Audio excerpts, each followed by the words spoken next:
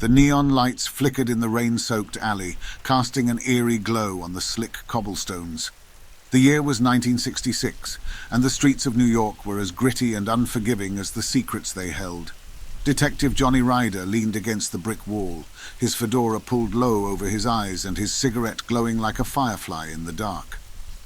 Johnny Ryder was a man of few words, a sentinel of the city's shadows.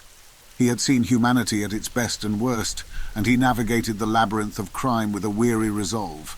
The call had come in about a wealthy man found strangled in this very alley, a murder that reeked of desperation and deceit.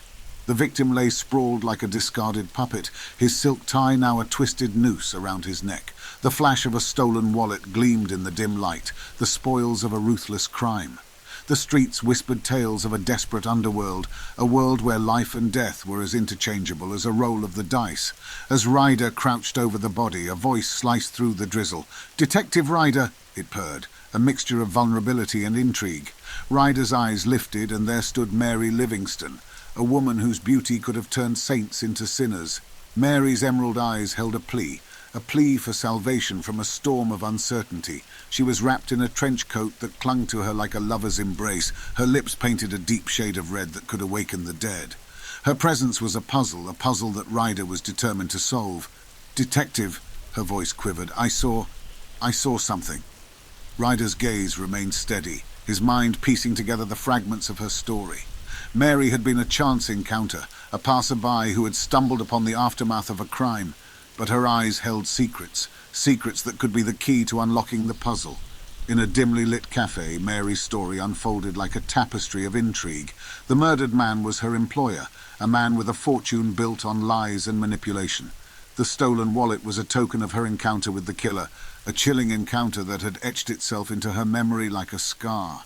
With each step deeper into the investigation, Ryder unraveled a web of deceit and treachery. The city's underbelly was a breeding ground for corruption, and the shadows held whispers of conspiracies that threatened to consume them both. Mary's beauty was as dangerous as the secrets she held, and Ryder found himself drawn to her like a moth to a flame. As the rain fell like a symphony of regret, Ryder followed the breadcrumbs of the investigation. Clues emerged like ghosts from the fog, and the truth danced just beyond his reach.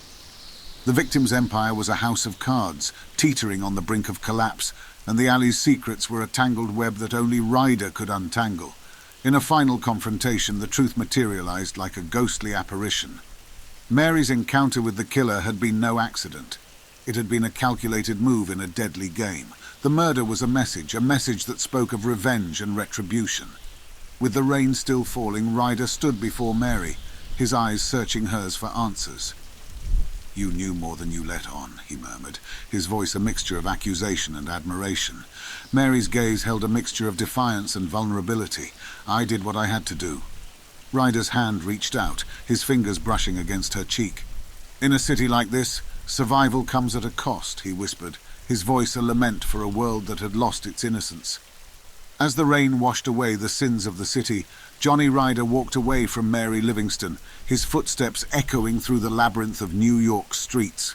In a world where the line between right and wrong was as blurred as the rain-streaked windows, he had learned that even the most fragile of alliances could crumble like a fragile promise in the wind.